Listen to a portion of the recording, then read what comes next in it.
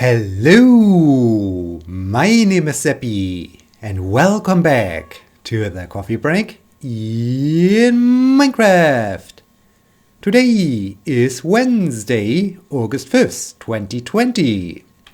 After we have celebrated episode 600 last time, it is now time to return to the museum and to add some decorations to it, because I remembered that I wanted to do something cool to the outside of the museum. And yeah, I think it's easier to do it before I have installed all the windows, because now I can just do the installation of the decorations from the inside, and I don't need to fill up with some dirt using it as a scaffolding. So that's cool. Let's start with that, and then we might have to return to the mine to get more coal and search for some sand. As I remember that I do have to search for some sand. Let's check the map wall, but first let's get my armor back. Last time I stored all my armor in the storage building because I went to the nether. I explored the nether, and for doing this in a safe way I had to wear golden armor, which is now being put back on the armor stand. So yeah, safety first. Safety always first. Let's store all this miscellaneous junk. Let's get rid of the rotten flesh. Horse. Let's have a quick check at the map board so that I can find out where the nearest location of a desert is. Get lots of sand, that's kind of important. Let's store the horse here. Open the gates to this mine.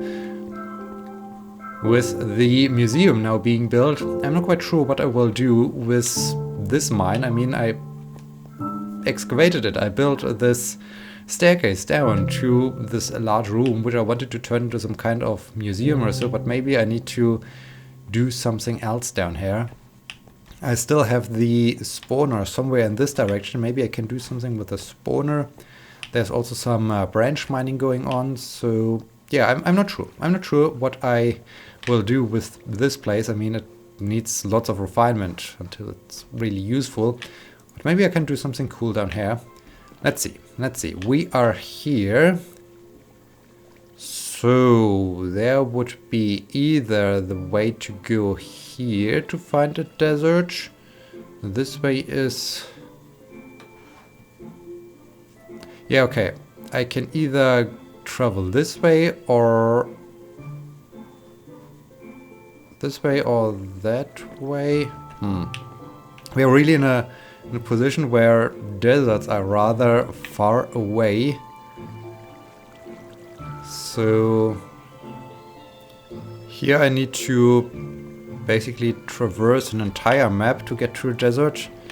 Here I just need to... is this also an entire map? Or no. Here I just need to get into this map to get to the desert. So maybe I will try to get here and get lots of sand from there. This might be a thing. Okay. I found the desert, but before I go there, I just like to finish the idea I had in mind for the museum, that I can add some neat details to it, and it looks even cooler. And how are we doing? We do have 58 pieces of coal, so yeah, I need to get more coal. I need definitely to get more coal. Of course, I could also grow lots of trees and turn all the trees into charcoal, but this is also a tedious process. It might be the most an easier way to do it, as I mean, I could grow all the trees while I'm while I'm working on the museum, but on the other hand I need sand, so I'm not really doing that much work next to the museum, so I wouldn't be close to the saplings, which would then result in them not growing. So yeah, this is really a interesting thought, going for charcoal instead of real coal. Have to consider this. Maybe I can do this while I'm adding the details to the museum now. This might be a good thing. Let's just grow some random trees while I try to figure out how I can do what I like to do.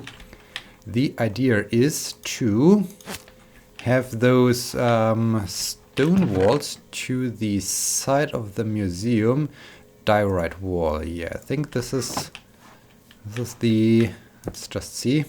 Here I want to do something like this to have some more details on the museum, and I think this could look cool. At least I hope it will look cool. And it would be easier to add those things to the museum without having the windows in place. So let's give it a try up here. Should be easy to reach out and build it up there.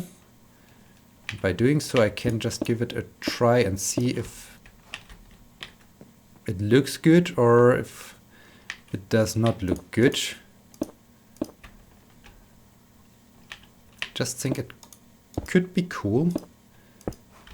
And I do have the idea. I mean, I have to add lights to the museum at one point.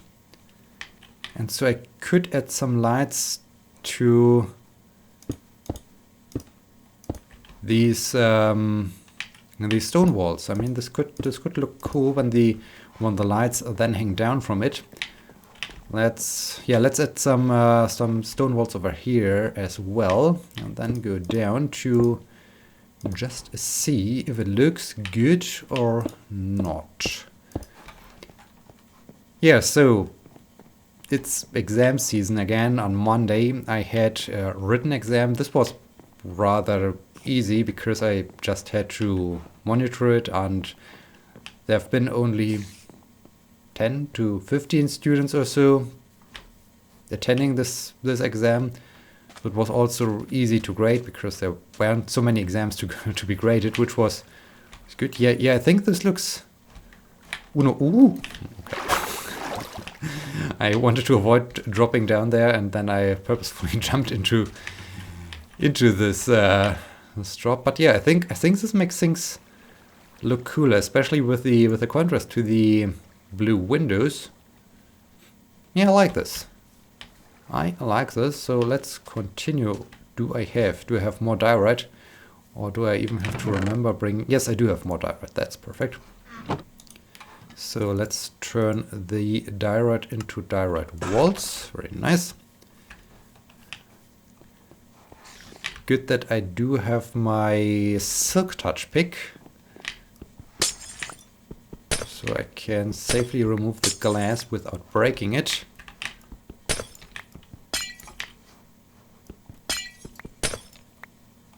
Alright. And sure, it was using most of the day, but in the end it was easy and not too stressful, whereas yesterday and today I do have the oral exams of my seminar, of my course on teaching and learning with augmented and virtual reality, and it's about 30 minutes per student, so that's quite some time that accumulates over a day. So I limited myself to 7 students per day, or 7 exams per day, because otherwise it's mental. It's just mental, and you can't focus at the end of the day anymore on the students and what they are saying. And so yeah, it's really important that you pace yourself and don't think, hey, let's just finish everything on one day. No, don't do this. Don't do this. This would be too much. When I step out here, hey, okay, I just need to break only 2 glass panes. That's helpful. And yeah, once again, I realized that I just dislike this exams process and the grading process, because the students, they develop cool projects over the course of the semester, and I think, there's a spider guy. Okay, why are you inside of my basement, spider? You shouldn't be there. Maybe I need to add more lights. Maybe I need to add lots of more lights. Oh, and I am working on the details without having planted trees. Snap. Right, let's plant some trees that I can get some charcoal. As this seems to take a little bit longer, so yeah, let's take oak. Let's take some oak and grow this here. All right. And yeah, so they have to realize their projects, which is kind of cool. But then it's a little bad that I do have to decide their final grade within an examination taking less than 15 minutes. So that's a little bad, and this is really, I don't know, it makes the entire idea of, hey, how to well, the entire idea of grading students in this short time frame is weird. And the next weird thing is that the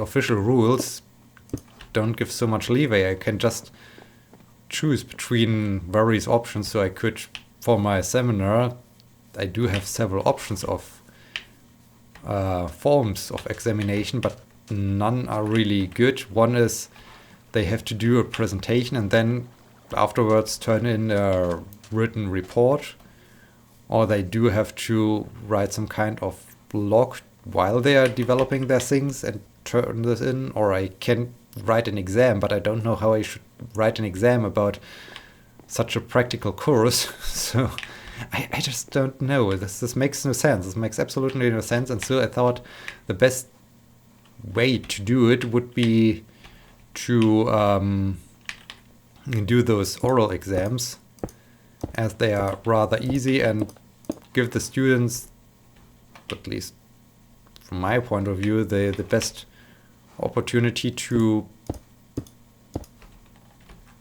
discuss their opinions and to discuss their thoughts and to clarify their things, because they are still there, and when they say something wrong, they can always, well, if they realize that they said something wrong, they can change their opinion, their approach, and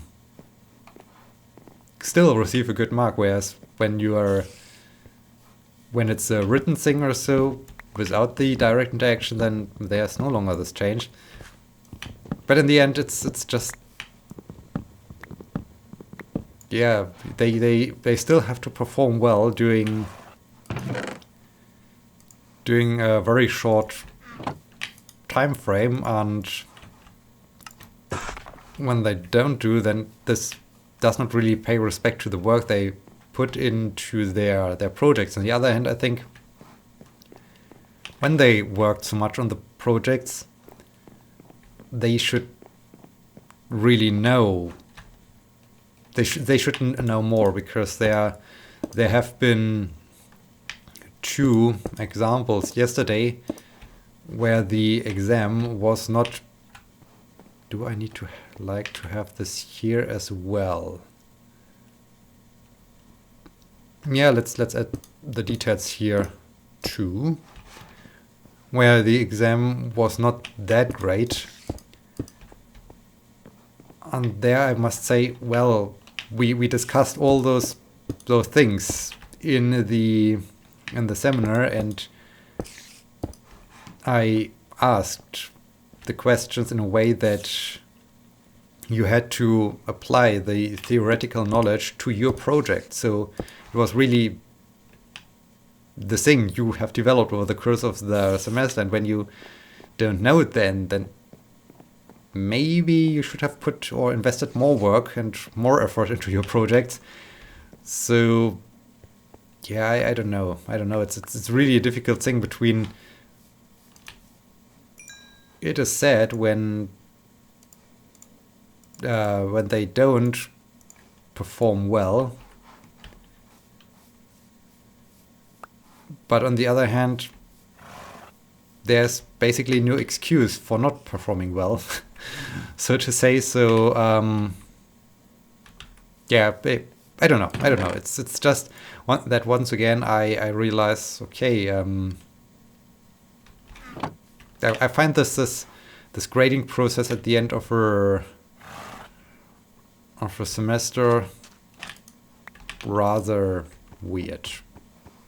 But anyways, have to continue grading the students, examining the students today, and then I think I'm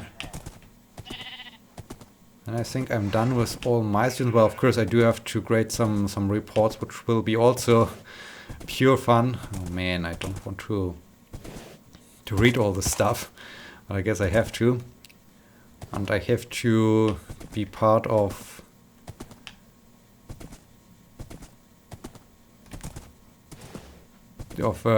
some other exams where I just have to be there, make sure that the exam was done and without any issues or so.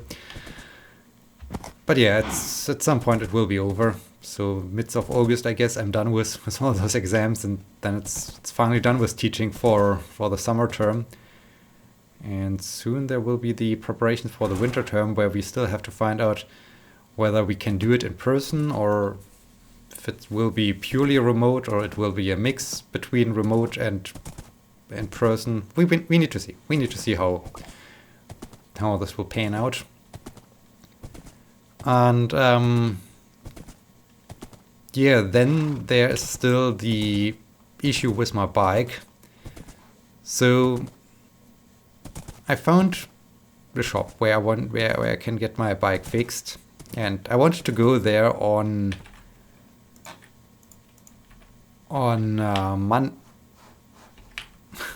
Monday. But yeah, on Monday I wanted to check again their address, that I know where to go.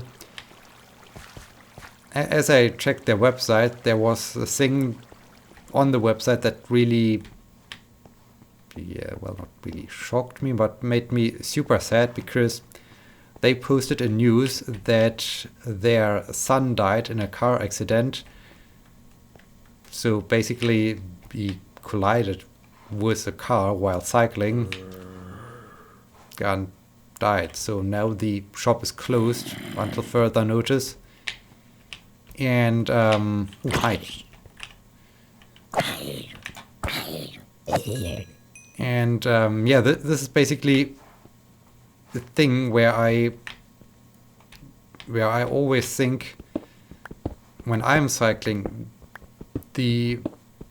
all the car drivers are just insane. Why, how can you be so narrow-minded and just think, hey, I'm a car driver, I'm driving on the road, so I'm the one who's right, the road is just mine, my place. Why are you doing this? There's absolutely not such a thing that the road just belongs to the cars. The roads belong to everyone. Of course, there are some exceptions. The Autobahn, for instance, yes, this is a place where only cars are allowed. Makes perfect sense, but all the other normal roads, all the country roads, they belong to everyone. And you, as a car driver, have to pay respect to other people being on that road. And yes, you can drive faster than someone on a bike. No surprise. I grant you this. Well done. But just because you do have a more powerful means of transportation, it does not mean that you are right, or that everyone has to avoid you, has to give you room. So yeah, this moment really shocked me again, because I mean, I don't know, there were no details about the accident.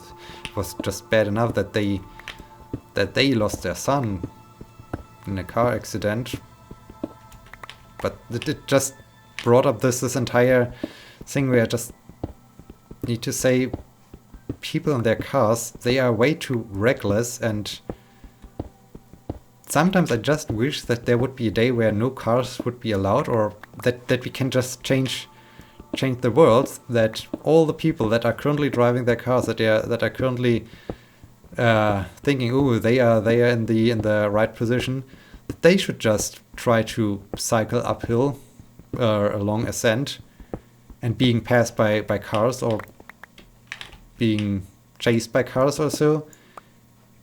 Maybe this would change their minds, and especially I don't think that most people that behave like idiots in their cars will ever manage to cycle up a slope or an ascent. They mostly will just, because they don't have the endurance, they don't have the strength, they don't have anything, they will quickly realize that, hey, I can't do anything. And I hope this would be a good eye-opener for them. So yeah, it was just really a thing where I was quite sad hearing about this. As you might guess, my bike hasn't been fixed yet, so guess I need to continue searching for a new bike shop, or I need to get some tools and the spare parts and do it myself, which I don't really want to do. But yeah, so my bike still needs to be fixed, and more importantly, the opinion of many car drivers has to be fixed and adjusted. And this is always a thing where I think, well, you're crazy, and I just don't know. I just can't understand what car people think, why they even believe that the road belongs to them. This is just a huge misconception. And another thing that goes into this direction is, oh no, I think the skeleton shot a creeper. Maybe we hear an explosion in just a second. Indeed, we heard an explosion in just a second. What happened? Ooh, there's a free arrow. Okay, yeah, shoot yourself. Let's grab the free arrow, thank you.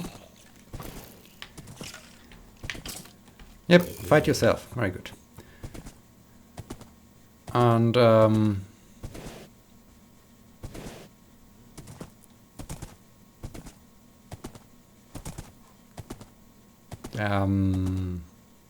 no, I totally lost my train of thoughts. But yeah, that's what happened since last time. And yeah, need to see what when I get my bike fixed, and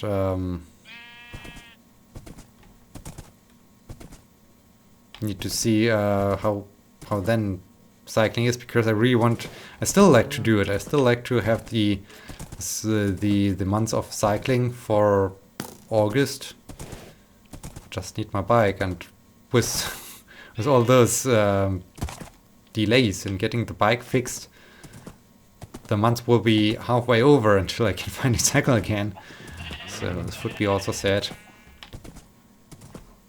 But yeah, that's what has happened since last time, and this is also where we will come to an end with this episode. I just like to encourage all the car drivers out there, just think a little bit about who you are and how small you are in comparison to the rest of the world and so on, and how, and to consider and think about if it's really necessary to behave like idiots as if you own the road, as it's just you and no one else, or if it would be also okay to, hey, I arrived 30 seconds later at home because I slowed down for someone on a bike. Are those 30 seconds that you lose really that important? Do you really need those 30 seconds? Is it worth to risk the lives of others for 30 seconds? Seriously?